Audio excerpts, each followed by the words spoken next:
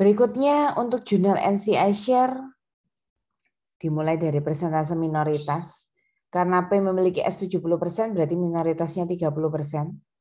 Kalikan net income-nya S tahun pertama 40.000, amortisasi FOBV-nya nggak ada karena hanya ke goodwill tadi. Jadi 30% kali net income kurangi amortisasi.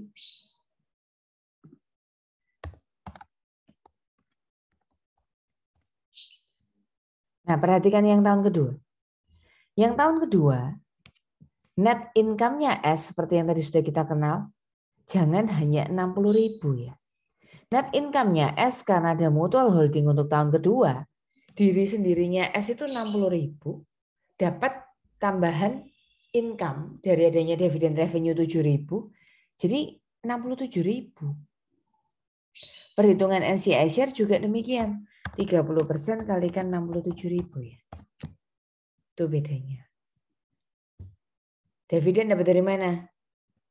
Dividennya S 20.000, kalau kita dapat 70%, minoritasnya dapat 30%.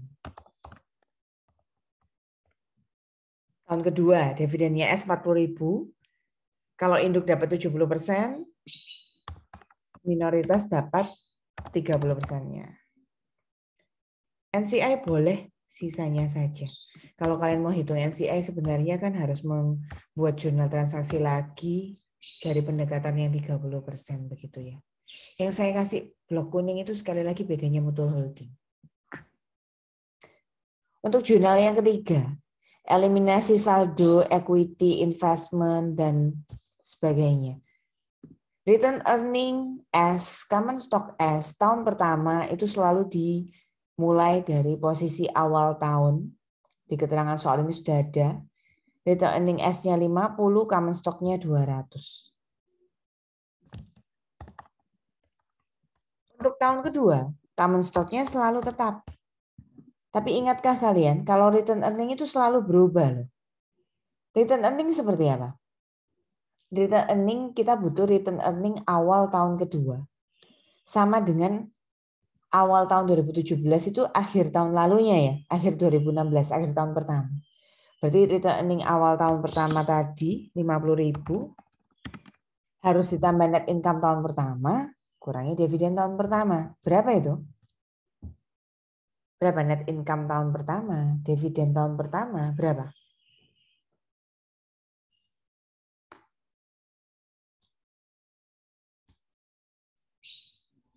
40.000 sama 20.000. Bagus, 40 sama 20 ya, Puspa. Jadi ditambahkan 40.000 dikurangi 20.000 hasilnya berarti 70.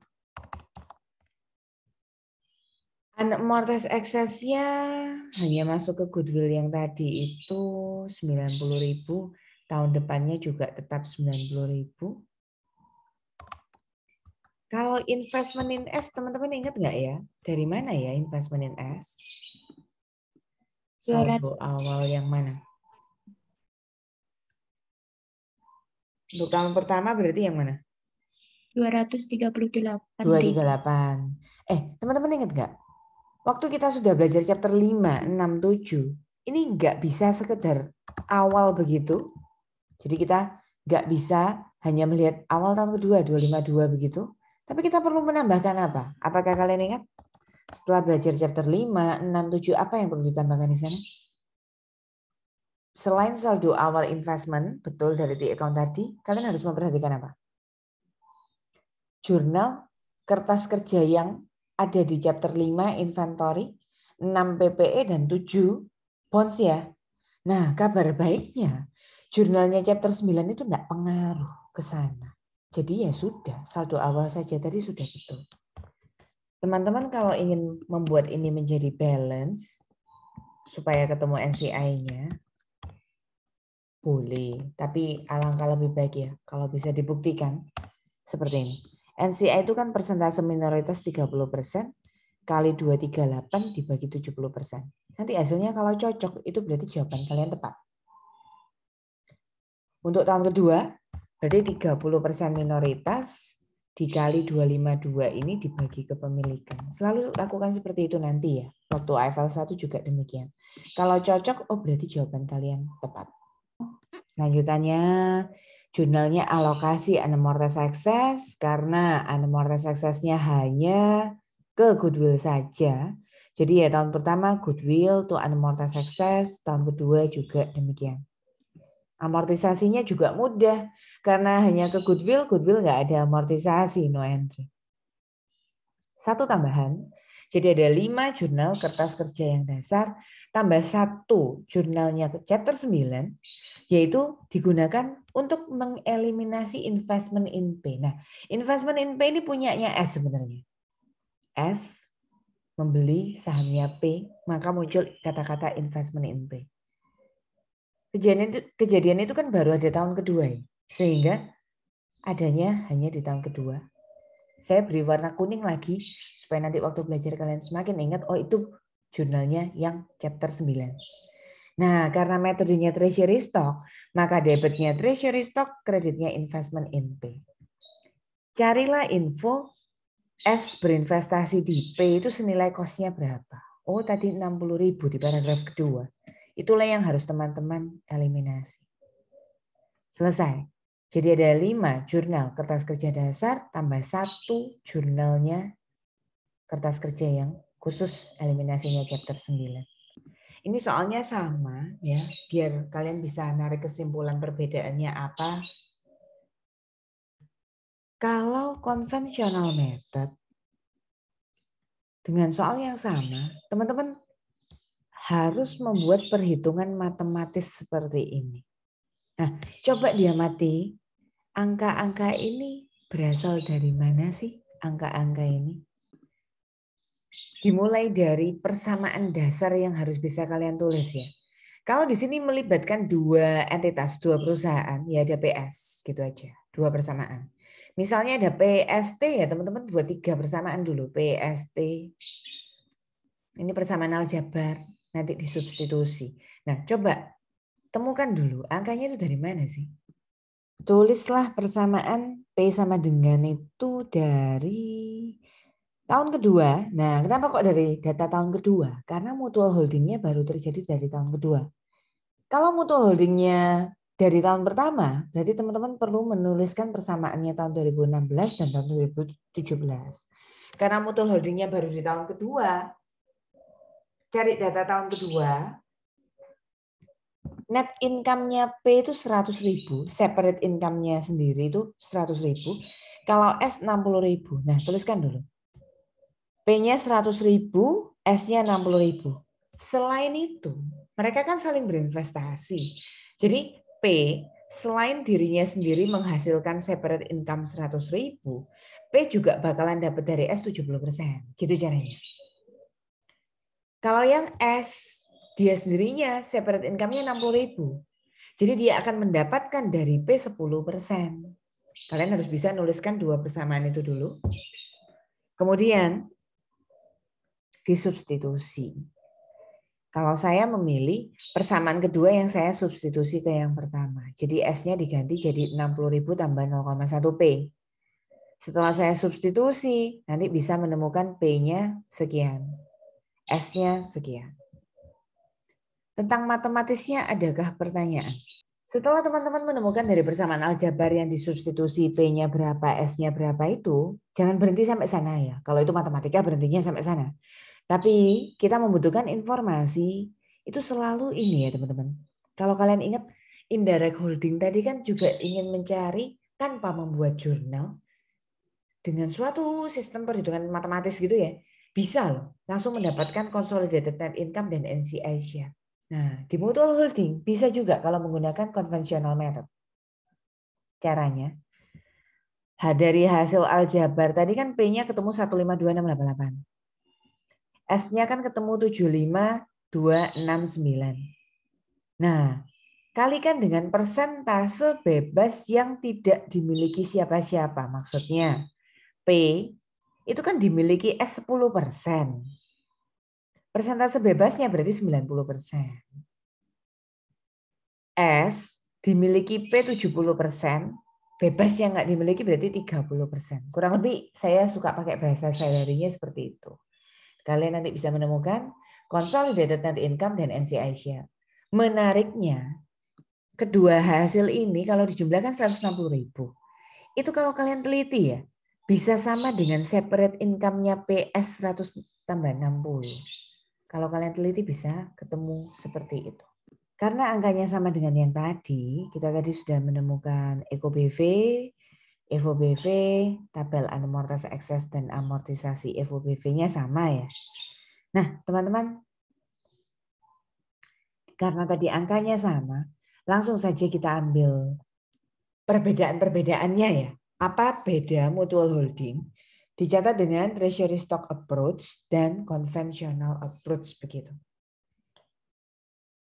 Yang warna kuning itu mencerminkan perbedaannya treasury stock sama conventional approach. Berarti beli, net income, dividen, amortisasi tahun pertama jelas nggak ada beda dong. Karena tahun pertama kan belum ada mutual holdingnya. Kita simak tahun kedua.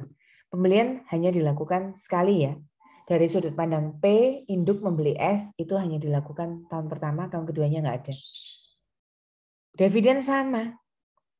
S-nya membagi 40.000 tahun kedua kali kepemilikannya 70%. Perhatikan jurnal yang net income.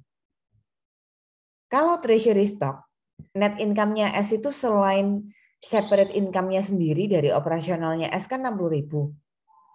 Dividen revenue yang diterima S karena berinvestasi 10% di P kan tadi 7.000. Itu kalau treasury stock. Kalau konvensional, teman-teman harus menggunakan yang tadi hasil substitusi. Jadi seolah-olah net income-nya S itu jadi ini loh teman-teman. Jadi sudah dibantu dengan sedemikian rupa dengan persamaan resiprokalnya matematika itu S-nya 60.000 dan mengandung 10% investasinya di P itu sekian, 75269 secara matematika. Nah, kalian gunakan angka itu. 75269 kali persentasenya P memiliki S 70%. Jadi 75269 kali 70% dikurangi P 152688 kali persentasenya S memiliki P 10%. Demikian. Nah, angka itulah yang dicatat di jurnal transaksi. Kalau amortisasinya nggak ada, karena tadi ke goodwill. Goodwill tidak diamortisasi. Coba amati dulu jurnal transaksinya. Satu jurnal tambahan untuk chapter 9 di jurnal transaksi. Kalau di treasury stock kan income from S to dividend. Kalau di konvensional investment in S to dividend ya. Angkanya sama teman-teman. Dapat dari dividennya induk 70.000 pada tahun kedua. Kali persentasenya S memiliki P 10%. Itu kan harus dieliminasi. Tapi kalau di treasury stock, debitnya ya, eliminasinya terhadap income from S. Kalau di konvensional, debit eliminasinya terhadap investment in S. Jadi ada 4 jurnal transaksi dasar, tambah 1 yang tentang chapter 9. Persiapan untuk jurnal kertas kerja, ya hati-hatinya di sini aja ya. Kalau tadi yang berubah kan saldonya income, kalau gara-gara jurnal ini yang berubah investment. Nanti kalian bisa hitung saldonya investment sama income untuk tahun pertama pasti nggak ada perubahan karena nggak ada mutual. Nah kalau ada mutual holding, kalian hitung yang tahun kedua. Untuk eliminasi kertas kerja ada 5 jurnal. Income from S seperti tadi ya, diambilkan dari akhirnya. Ini dari akhirnya. Kalau investment dari selisihnya. Dividennya S yang diterima oleh P. Jangan lupa tambahkan ini ya teman-teman. Dividen income itu ada kalau ada mutual holding tahun kedua.